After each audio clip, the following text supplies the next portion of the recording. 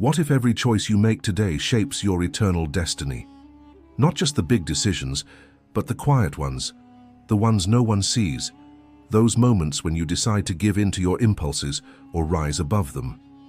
In Galatians 5, the Apostle Paul unveils a truth that hits like a thunderbolt. You're in a war, not with the world outside, but with the battle raging inside your own heart. Will you surrender to the flesh, that relentless pull dragging you toward destruction? Or will you choose the Spirit, the divine power offering freedom, peace, and a life transformed? This isn't just a sermon. It's a wake-up call. Your future, your soul, your eternity hinges on this choice. Let's dive into this ancient letter that feels as urgent today as it did 2,000 years ago, and uncover the supernatural freedom waiting for those who choose wisely. A cry from Paul's heart. Imagine Paul, his heart heavy, picking up his pen to write to the Galatians. These weren't just names on a page. They were his spiritual children, people he'd watched come alive with faith, their eyes sparkling with the realization that Jesus loved them, flaws and all. He remembered their tears of joy, their awe at the gospel. But now disturbing news had reached him. False teachers had crept into Galatia, twisting the truth, pulling these believers back into chains. Paul's words in Galatians 5:1 explode like a battle cry. It is for freedom that Christ has set you free. Stand firm then, and do not let yourselves be burdened again by a yoke of slavery. This wasn't a gentle nudge. It was a desperate shout to soldiers on the verge of defeat. Can you feel the weight of it? These believers were slipping, not toward physical chains, but something far worse, a spiritual slavery that promised righteousness but delivered despair. Paul saw the cliff they were walking toward. Will you stand firm or will you fall? The yoke of slavery.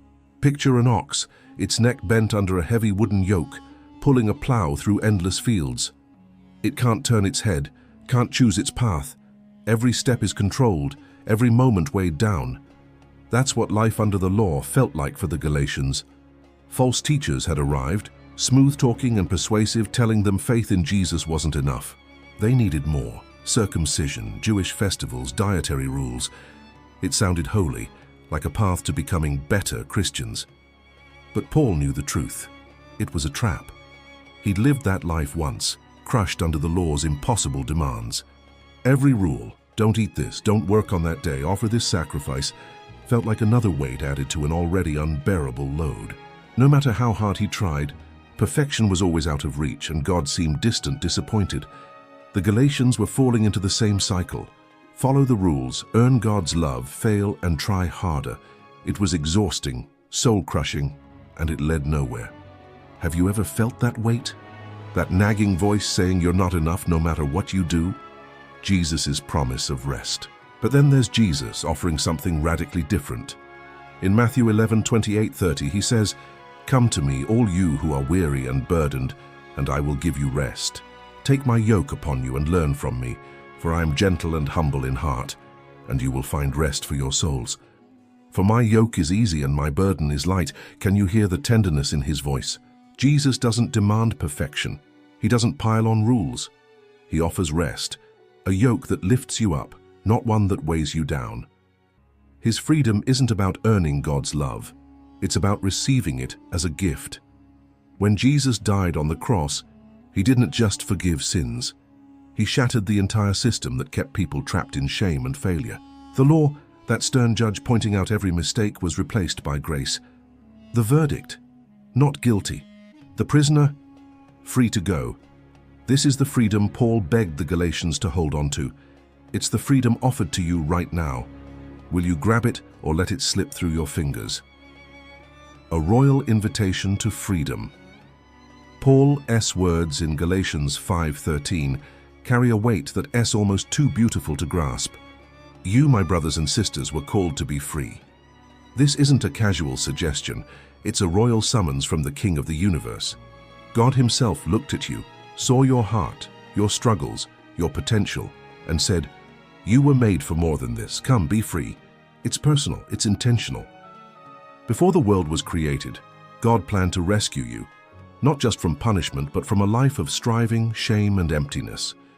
This freedom isn't about doing nothing. It's about becoming everything God dreamed you could be. Like a bird released from a cage, you weren't freed to peck at crumbs on the ground, you were freed to soar. God's calling restores your dignity, your purpose. You're not a slave anymore. You're a beloved child invited into your Father's house to live fully, boldly, joyfully. But here's the catch: freedom comes with a choice. Will you use it wisely or squander it on the very things that enslave you? The danger of misusing freedom. Paul saw it happen before. Some believers heard freedom and thought it meant they could do whatever they wanted. No rules, no consequences. In verse 13 he warns, "Do not use your freedom to indulge the flesh." The flesh isn't your body. It's that rebellious part of you that craves selfish pleasure, that whispers, "If God forgives everything, why not live however you want?" It's the voice that justifies greed, lust, anger, because grace covers it all. But Paul knew better. Jesus didn't die to give you permission to sin. He died to give you power to rise above it. The flesh promises happiness but delivers misery. It lures you with temporary thrills, chasing money, pleasure, power, but leaves you emptier than before. It's a new kind of slavery, one you choose when you give in to every impulse. Have you felt that tug? That moment when you know what's right but the flesh pulls you the other way? Paul's warning is clear. Freedom misused becomes a chain tighter than any law. So how do you break free? The power of love. Here's the secret Paul reveals in the same verse. Rather, serve one another humbly in love. At first it sounds strange. Freedom leading to service, isn't freedom about doing what you want? But Paul flips the script. True freedom isn't about selfishness. It's about choosing what's good, what's meaningful.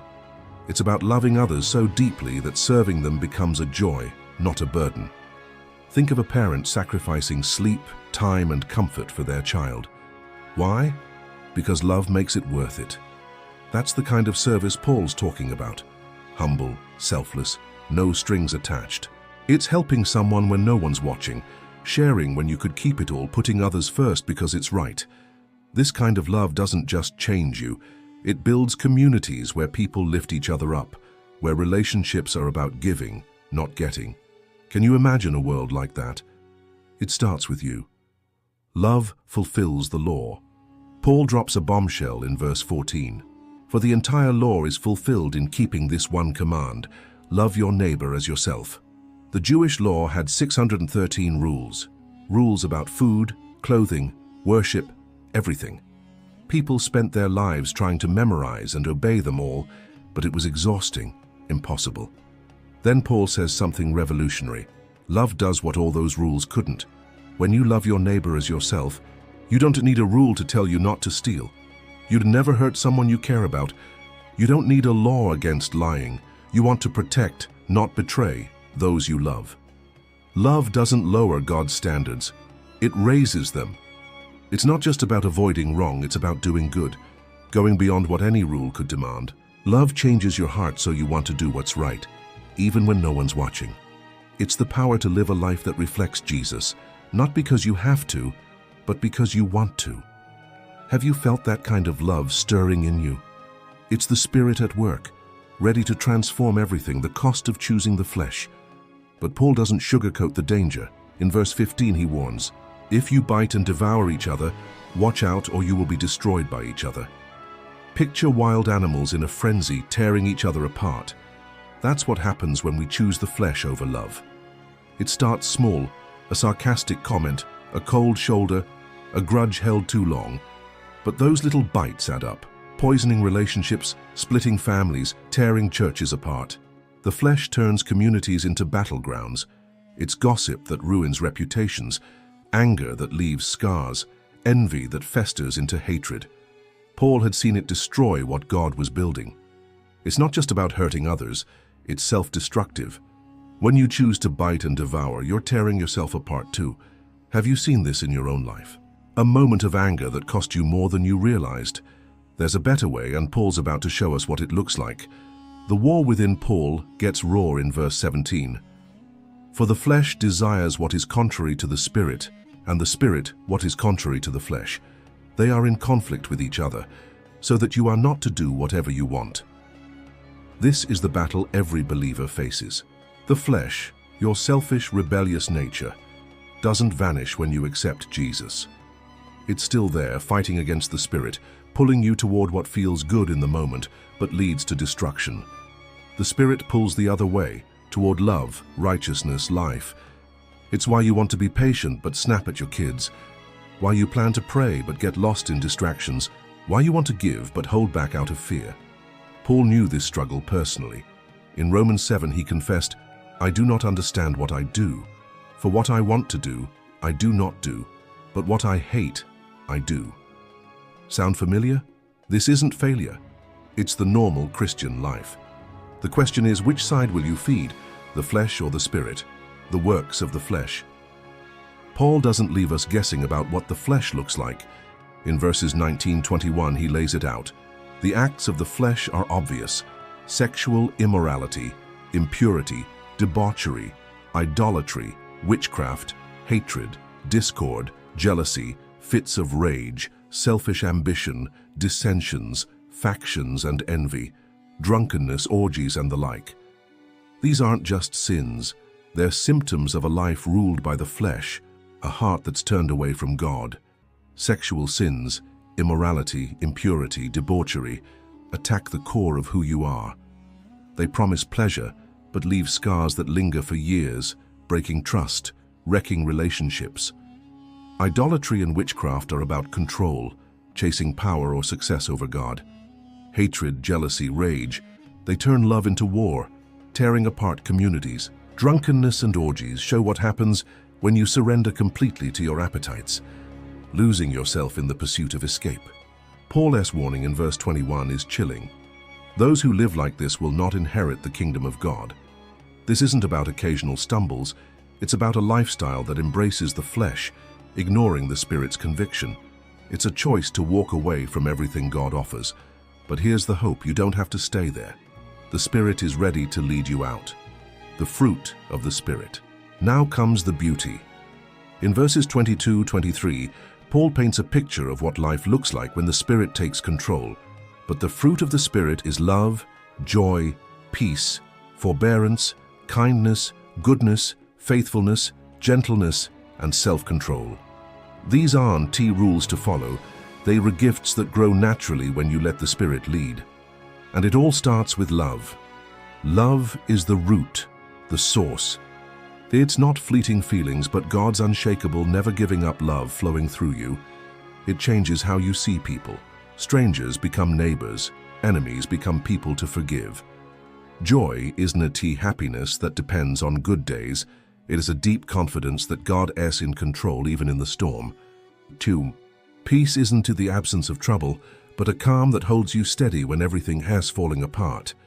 Patience, kindness, goodness, they show up in how you treat others. Patience endures annoying people without snapping. Kindness looks for ways to lift others up. Goodness fights for what's right even when it's hard. Faithfulness keeps promises, stays loyal. Gentleness is strength that chooses tenderness. Self-control says no to fleeting pleasures for the sake of lasting good. And here's the best part, from verse 23. Against such things there is no law. No one ever made a law against love or kindness. These qualities don't cause problems, they solve them. They make you the best friend, neighbor, parent, citizen you can be. They're proof that God's Spirit is real, transforming you from the inside out. Can you imagine a life like this? It's not a dream, it's what God's offering you today, crucifying the flesh. But this life doesn't happen by accident. Paul says in verse 24, "Those who belong to Christ Jesus have crucified the flesh with its passions and desires." Crucifixion isn't gentle, it's brutal, final. To live in the Spirit, you have to put the flesh to death every day. That means saying no to pride, lust, greed, anger, not because you're afraid of punishment, but because you want what's better. It's painful. The flesh fights back, tempting you with what feels good now. But every time you choose the Spirit, you weaken the flesh's grip. It's a daily battle, a choice to say, "My old ways are dead. I'm walking with God now." Have you made that choice today? It's not too late to start. Walking in step with the Spirit. Paul wraps it up in verse 25. "Since we live by the Spirit, let us keep in step with the Spirit." Picture two friends walking together, perfectly in sync, matching each other's pace. That's what life with the Spirit looks like. The Spirit leads toward love, righteousness, service. Your job is to stay close, listen through prayer, scripture, worship, and obey when He speaks. Sometimes the Spirit moves fast, calling you to act. Sometimes He slows down, teaching you to wait. Sometimes He stops, and you learn to trust His timing. You're not alone in this walk. The Spirit's with you, guiding, strengthening, picking you up when you stumble. The goal isn't perfection but consistency, a life that keeps moving toward God's heart. Are you walking in step with Him or running your own way? Building a community of love. Paul ends with a challenge for how we live together in verse 26. Let us not become conceited, provoking, and envying each other. The flesh loves to divide, through pride that looks down on others, provocation that stirs up drama, envy that resents others' blessings. But the Spirit builds communities where people celebrate each other, serve without expecting applause, and love without keeping score. Imagine a church, a family, a workplace where people lift each other up instead of tearing each other down. Where words heal, not wound. Where success is shared, not envied. That's the life the Spirit creates when we choose love over selfishness. Will you be part of building that kind of community? The choice is yours. The battle between flesh and spirit is real, but the victory is already yours in Christ. Every day you face a choice. Give in to the flesh's empty promises or walk in the Spirit is transformative power. One leads to slavery, the other to freedom. One to destruction, the other to life. What will you choose today? This truth isn't just for you. Share it with someone who needs to hear it. Let them know there's freedom waiting, a life bigger than they've imagined. Subscribe so you don't miss the next story that will strengthen your faith and transform your walk with God. The Spirit is calling. Will you answer? God bless you, and let's keep walking this journey together.